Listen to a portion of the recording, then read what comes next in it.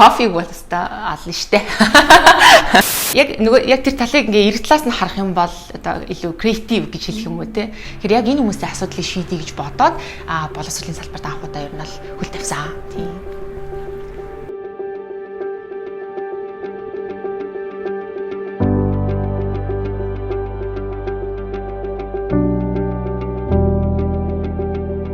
За намайг Алтан гэрэл огт аримжээ гэдэг. Би Brighton EdTech гэдэг гадаад хэл сургалтын одоо аппликейшн хөгжүүлдэг, сайн апп гэх нэртэй аппликейшн хөгжүүлдэг компани үүсгэн байгуулагч гүйцэтгэх захирлана.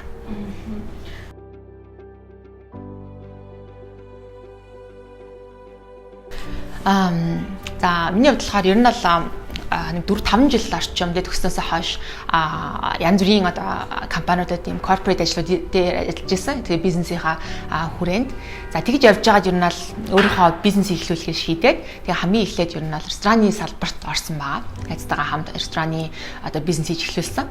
Тэгээ ресторан маань өөрөө нэг 2 жил яваад харьцангуй гайгүй тогтоод үйл ажиллагаанд жигдрээд эхэлсэн. Тэгээд яг тэр мөчөд болохоор за ер нь бол дараагийн хийх юм юу вэ гэдэг бодож эхэлсэн. Тэгээд ягаад чи ер нь бол тухайд ер нь бүхэн л нөгөө гадаашаа сурах хүсэлтэй байсан үед те одоо ер нь л за окей юм болчлаа. За одоо юу нэг сайхан яваад сураад ирье гэд.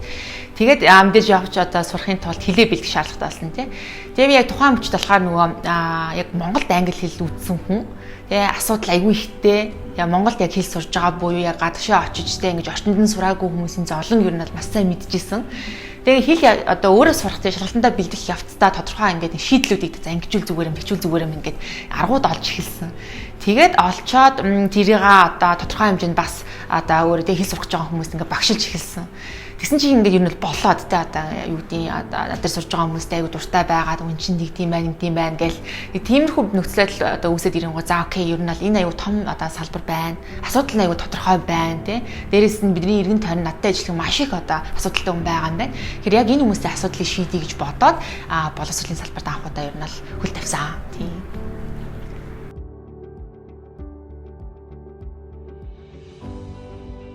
Яг эмэгтэй хүн гэхээс илүү одоо урдуур угаасаа стартап хийх буюу те ер нь л одоо стартапын чи өөрийнх нь гол мөн чанар нь тодорхойгүй байдал дээр одоо хязгаарлагдсан нөөцийг ашиглаад шийдэл гаргаад тэрийг ингээд зах зээл амжилттай нэвтрүүлээд тэгээ дээрэс нь те салбарын шааркуудад өрсөлдөх шаардлага болно. Тэгэхээр энэ өөрөө нөгөө одоо угаасаа амрах цаг өгөхгүй. Гэртээ оцсон байсан ч гэсэн миний одоо би ямарч исэн ч гэсэн те тарих бол ямарч авах боломжгүй. Тэгээ шөнө хүртэл бараг зүудэлтэй нэг тиймэрхүү одоо рутинтэй айгуудж байна. Тэгэхээр энийг бас одоо юу гэдэг зөвхөн эмэгтэй хүн гэхгүй те эрэгтэй эмэгтэй ер нь стартап эрхэлж байгаа бүх хүмүүстэй ажиллах асуудал. Нөгөө дээр яг одоо тэ гэр бүлийн хувьд ч гэдэм үү эмэгтэй хүний хувьд тэ тодорхой хэмжээний одоо эмэгтэй хүн хийх ёстой байх ёстой гэдэг тийм хариуцлага байгаа. За мэдээж тэрний хувьд бол тийм амар ол зүйл биш. Тэгэхээр нөгөө одоо мэдээж эмэгтэй хүн байснараа илүү ихтэй зүйлийг бас зохицуулах шаардлагатай болно. Тэнгууд нөр ажил маань өөрөө ийм одоо челленжийн тэ таск ихтэй тэгээд ингээд зүгээр байх боломж олгодгүй учраас ер нь бол бас тийм амар бол байдаггүй. Тэгээд аль болох зохицуулахыг бол хичээдэг. Тэгээд ер нь бол тэгээд ер нь жилээс дэшегээд стартап хийгээд ч юм уу явангууд бараг дасаад эхэлдэг гэх юм уу. Нэг асуудалтай дасаад за угаасаа юм байдаг. Тэгвэл одоо маш хурдан шийдэл юу ажиллах уу гэдэг нэг тийм ер нь тийм зохицуул сурдаг гэх юм уу.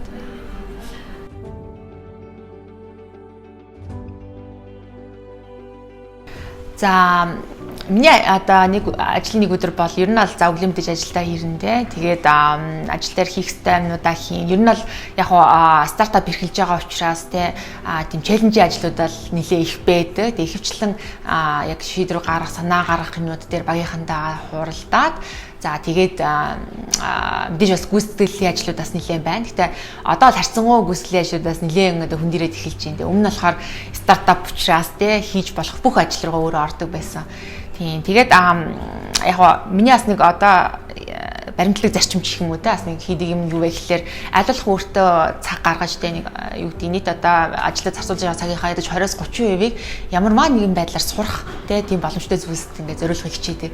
Тэгээд одоо л яг одоогийн байдлаар манайх сүүлийн 3 сарын хугацаанд яг Хонконгийн буюу те олон улсын одоо Founder Institute гэдэг яг гарааны бизнесүүд зориулсан юм одоо хөтөлбөр байгаа. Тэр хөтөлбөрт Монголоос оролцож байгаа. Тэгээд тэр хөтөлбөр маань нэлээд завгүй. Тэгээд 7 хоногт нэг удаа бид нар бүтэн одоо тийм тийм сургалт болдог. Дээрээс нь тэрнээс одоо юу гэдэг юм одоо компани дээр ажиллах юм даалгаврууд өгөөд явдаг. Тэгээд тэнцэхгүй бол ер нь юу юуг харчих гад байдаг те. Тэгэхээр аюу тийм аюултай нэлээд хичих бол болохгүй тийм бас хөтөлбөр байгаа. Тэгэхээр тиймэрхүү юм бас би бас нэлээд цаг гаргаад тэгээ яг аюу сонин нэг ажлаасаа өөр юмд те одоо сурж ялангуяа тархин ажиллах зүйлс цаг гаргахаар илүү бүтээлч болчтой, тарих илүү нөө сэрэг болчтой, илүү креатив болчтой гэх юм уу. Тэг яг тиймэрхүү юмд орж явахдаа би хөвчлээ ажил дээрээ ангичгүй зүгээр юм гэдэг шийдлүүд олоод идэв. Тэрийг ажилласан учраас аль болох өөрийгөө нэг юм нөхцөлөд л удаан байхгүйгээр жоохон челленжес юмуд руу орохыг юу нь зорддог. Тийм. За тэгээд мэдээж яг манайхны сургалтын одоо платформ учраас тийм багшлах бас хэрэгцээ бол байдаг. Тэгээ одоогоор бол би зөвхөн хүмүүстэй орох шаардлагатай одоо хөтөлбөрүүд VIP хөтөлбөрүүд байдаг. Тэрэн дээр бас зарим дээр нь багшлаад явдаг байгаа. Тэгээ тэр манаас оройн цагаар айгүйх байдаг учраас тийм орой ажиллаараа 7-оос 9 10 хүртэл заримдаа ер нь хичээлтэй байдаг. Тийм. Тиймэрхүү зөв өнгөрдөг дөө.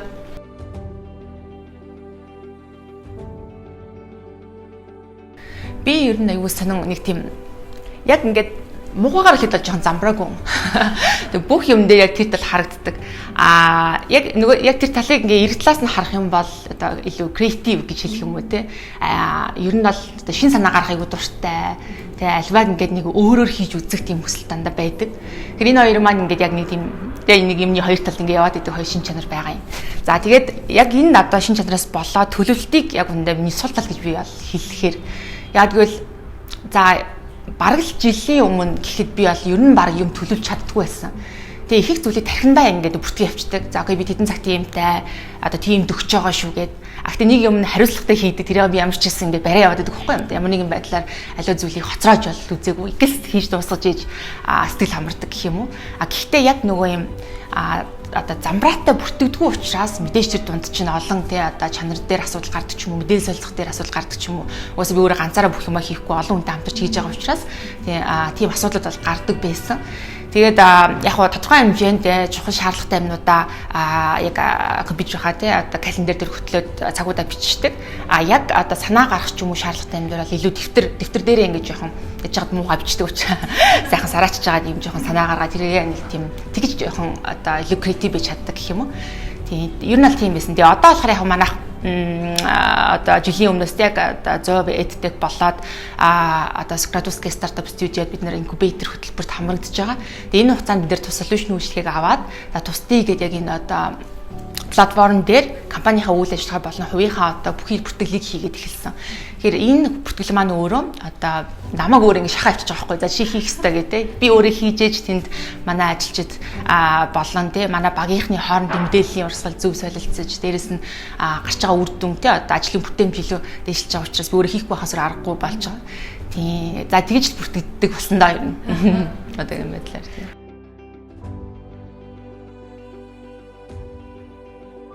Тий, энэ дээр аягүй сонин манайх одоо ингээд өмнө нь 4 жил бүтэн одоо сургалтын төв байсан гэсэн үг шүү дээ. Тэгээд сургалтын төв байх үед манай ажилтны тоо яг за багш нар солигдоод байна л та. Гэтэ яг энэ тоо өөрөө 10-аас дээшээ авч чаддгүй байсан байхгүй юу? Тэгэхээр яагаад гэж юм гэхээр яг л одоо бусад байгууллагатаас энэ асуудал байдаг гэж боддог. Ер нь бол 10-аас дээшээ ингээд томрох гээд эхлэхээр ямар ч нэг юм систем байхгүй, зорилго тодорхой биш те, дүрм журм байхгүй. Тэгээ энэ тохиолдолд компани томрох гээд ирэнгууд угаасаа одоо юу гэдэг зөрчил гараад ирж байгаа байхгүй юу? Хоорондоо ойлголцохгүй, нэг зорилгод ядаж хараагүй хүмүүс чинь яг яах гэдэг нь мэдэхгүй зэ зарим нь цалингийн төлөө, зарим нь зүгээр юу гэдэг те хоббигоор юм хийдэг ч юм уу. Ингээ асуудал аюух гардаг байсан. Тэгээ би яг тэрийг нөгөө аюух одоо ажил дээр мэдэрдэг гэсэн байхгүй юм. Яагаад чи ингэ томрч чадахгүй? Уул нь ингээд одоо яг тухайн байгаа те одоо манай co-founder-ууд те бидэд өөрсдөө хичээгээд хийж байгаа юм маань тухайн одоо нэг тойрог дотор л хөрхөн болоод байгаа байхгүй. Гэхдээ нэг цар үрээгээ хийж чадахгүй. Тэгээд өнгөрсөн жилээс хахуулаад яг энэ тусдын үйлчлэгийг аваад те одоо дүрмэн журмаа зорилгоо гаргаад тэгээ эрхэм зорилгоо тодорхойлоод алсын аргаа гаргаад нэг бүрчлэн бүр одоо яг тодорхой нэг бүрчлэн юу гэдэг зорж хийсэн. Тэгээ ингээд хийгээд бүх одоо юу гэдэг араас нь дүрм журмуудаа гаргаад те байгууллагын ажилт одоо компани ажилтан маань бүгдээрээ дүрм журмтайгаа танилцаад юу хийхээ ойлгоод тэгээ ямар цар хүрээний дотор тоглох юм юу хийж болох юм болохгүй юм бидний үнэт зүйл юу юм хаашаа өрөх гэж байгаа гэд бүх юм тодорхой болоод ирэнгүүт сонирхолтой нь манай компани маш хурдан томорч эхэлсэн. Томрох одоо боломж айгүй хурдан үүссэн гэх юм уу. Тэгэхээр тэр бол ер нь бол миний харж байгаагаар бол компани өөрөө системч гэдэг маш чухал одоо процесс.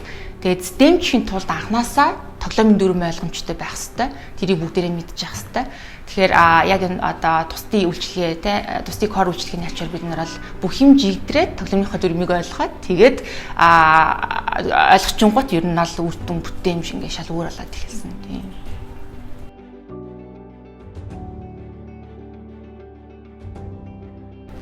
За номны хувьд болохоор за яг зориодас хүмүүст хэлмээр байгаа ном гэвэл заас айгүй олон хүмүүс унсан байхад гэж бодож байна л да. Нөгөө Адам Грантийн Think Again гэдэг яг mindsetтэй холбоотой ном 2 жилийн өмнө л гарсан баг тийм. Тэгээ тэр номыг дөнгөж гараад удааг байхад нь уншсан. Тэгээ яг тухайн үед нөгөө ковид гараад тэгээ хэсэг одоо хугацаа өнгөрцөн. Тэр номон дээр угаасаа ковидын одоо нөлөөг бас дүрддэг.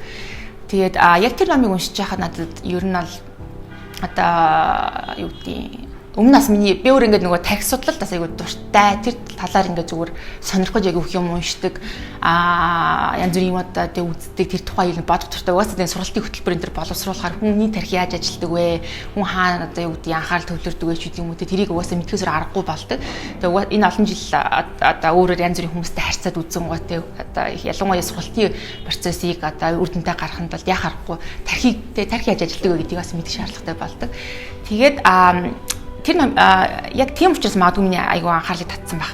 Хүн болгон өөрийн гэсэн нэг тийм limited beliefтэй байдагтэй одоо юу гэдэг бүр ингэ цаанаас нь суудсан. Тэгээ багаас нь өөр нь мэдлэхгүй би болцсон. Тэгэхээр тэрийг яаж эвдэх вэ? Эвдснээрээ бид нэр юу хийж чадах вэ? Тэгээ бүрэн одоо потенциалаараа ажиллах бид нар боломж байгаа гэдгийг тэр номдэр айгүй гоё тайлбарладаг. Тэр нь надад ер нь маш их таалагддаг. Тэгэхээр тэрийг хүмүүс хэрэг уншаагүй одоо байгаа хүн бол заавал нэг удаа уншаад үзээсэй гэж боддог. Тэгээ одоо үгүй хамгийн гол point нь бид нар хийж чадна гэвэл угаасаа чадна тий аргыг нь олддог. Тий асуудал зүгээр бид нар тархиндаа тэрийг болохгүй байх гэдэг ямар нэгэн шалтгаан бол заавал гаргаж ирээд идэг. Тэр нь өөрөө ямар шалтгаантай байсан, ямар ч одоо юу гэдгийг түүхтэй байсан тий одоо хүн болгоно л байдаг асуудал. Тэгэхээр тэрийг нэг бид нар өөрчилж чадчих юм бол ер нь бол боломжгүй зүйл гэж юу нь байхгүй л гэдэг санаа яваад байгаа юм тий.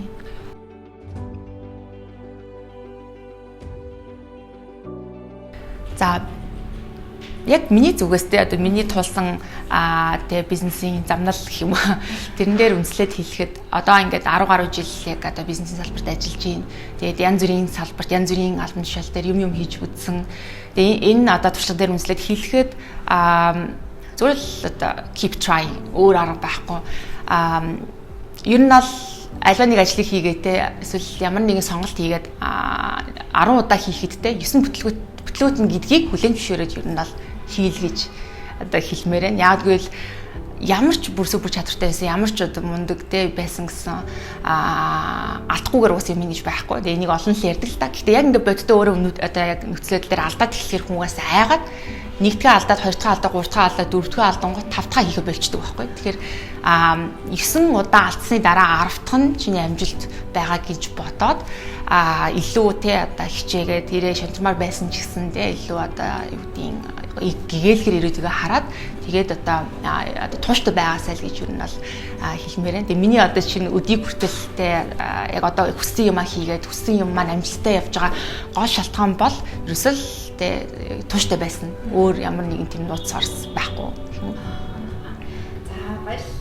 За баярлалаа.